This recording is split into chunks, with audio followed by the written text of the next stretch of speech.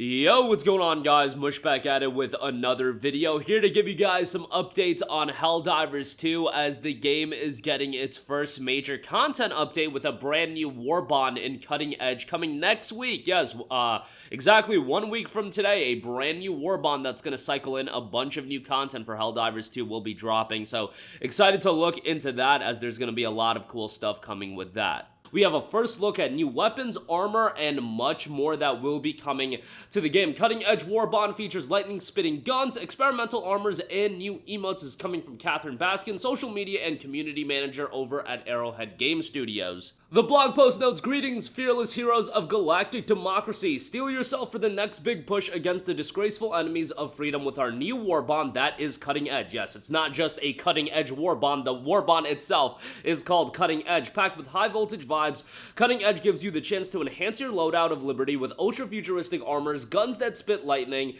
super stylish capes, and epic emotes as well. You've got the Super Earth R&D experiments. Helldivers, we need your help. The Brainiacs in Super Earth research and development have some cool experimental armor ready to be field tested. This is where you come in. You're just the right people for the job. You have the EX series prototype. The EX03 prototype 3 includes a rubber underlayer for insulation, handy really as this prototype wires operate at shocking 400,000 volts. You have the EX16 prototype 16. Warning, electric arc generates a strong magnetic field, avoid use while near stapled paperwork. And then you have the EX00 prototype X, the end result of several billion super credits and 12 years of research into creating the Soldier of Tomorrow. Show us it was worth it. Expanded arsenal as well. R&D didn't stop at armor though. They're also rolling out a new series of alien splitting weapons with electrifying perks. You have the LAS-16 sickle, a sweet laser rifle that fires in short bursts and it doesn't need reloading, just watch for overheating or shove a new heatsink in there. SG-8P Punisher Plasma.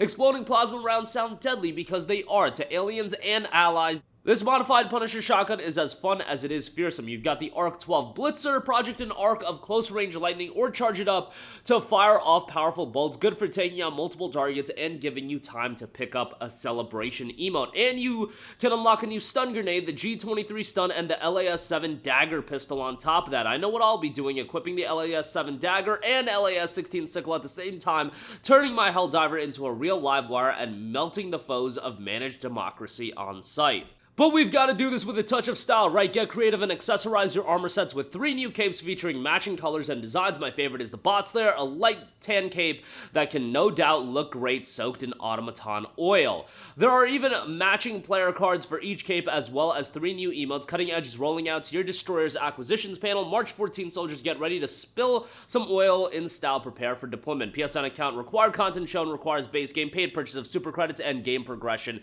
to unlock. So obviously this will cost super credits, which is the in-game currency. You can buy those super credits, but you can also get the super credits by playing the game. And most people that I've talked to end up just spending money. Now, this is anecdotal to the people that I talk to in my personal life, like my real life friends. Every single one of them, that is not hyperbole, every single one of them has ended up now spending money on the game. It is quite shocking to me because I feel like the game is pretty selective in where it requires money, and the fact that it doesn't require you to spend money whatsoever. But all of my friends have really enjoyed the game to the point, and I think this is the effective route to go. Instead of trying to shoehorn in absolute necessity in buying content, you make a compelling experience where people enjoy it so much that they're like, you know what, 10, 20 bucks for some super credits? Yeah, I'll spend the $10, $20, and then they're happily spending it instead of feeling like they're pressured into spending it, which I don't feel like Helldivers 2 at any point makes the player or the consumer pressured into spending money on the game. I think that'll ultimately be effective for the game,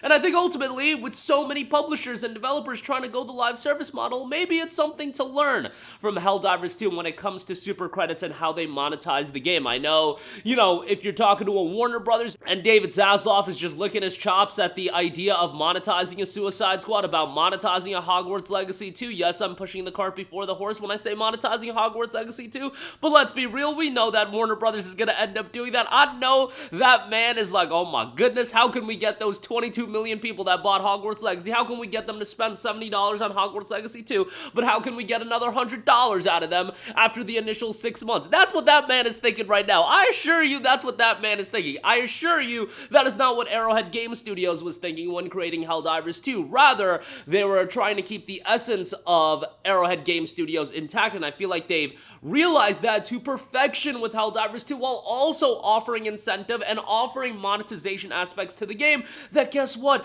they're gonna ultimately make a ton of money on. They're gonna make way more money off Helldivers 2 than Warner Brothers is gonna make with Suicide Squad Kill the Justice League. And that's with Helldivers not being this big licensed IP. I can go on a diatribe about Warner Brothers, and I probably will over and over again in the coming weeks and months, especially with some of their statements coming out in live service games in totality. I know that thankfully we've got some publishers now pushing back from it. It looks like Sony is gonna go more so to its roots, and hey, Helldivers 2 is a Sony published game, and being a Sony published game, it has done very, very well. And it's one of those games where I don't think Arrowhead as a studio, I don't think their essence has been altered whatsoever, but it is a little bit surprising that this Warbond is dropping so quickly, March 14th, but that still gives you enough time where if you're playing the game regularly, you should be able to get this Warbond no problem, and you should be able to go ahead and pick it up. And even if they do want to do monetized aspects fairly consistently, like obviously you can get the super credits playing the game, but you know, for those of you like all my friends have, when it came to the Warbond, they ended up buying the game or upgrading to the Super Citizen Edition.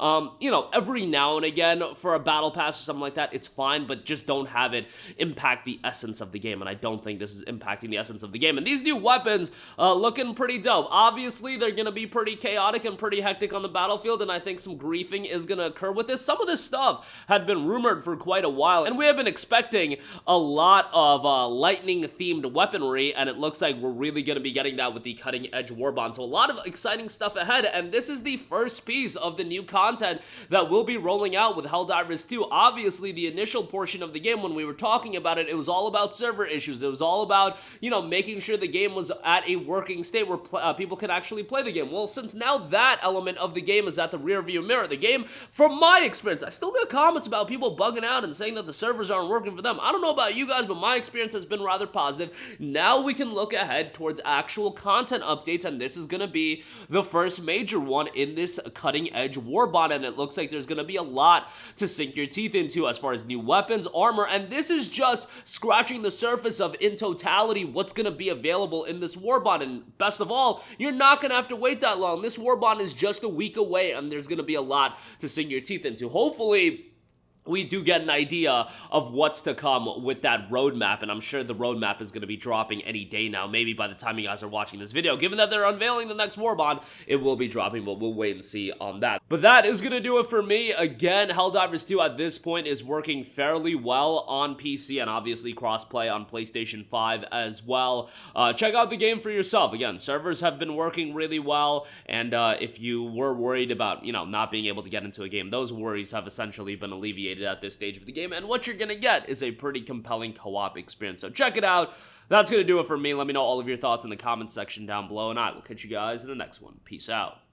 Hey, what's going on, guys? Mush here again. Hope you enjoyed the video. As you guys might know, YouTube's notification system is sometimes a little bit wonky, even if you're subscribed to the channel. Maybe you're not abundantly aware that I uploaded a video. To remedy that situation, make sure you hit the bell notification button. This way, whenever I upload a new video, and I try to upload as consistently as possible, you will be notified directly of the upload, and you can watch it as soon as it goes live. I would really appreciate it if you guys hit that button so you can stay up to date with all of the content I'm posting. But as always, guys, thanks for watching, and I'll catch you guys in the next one. Peace out.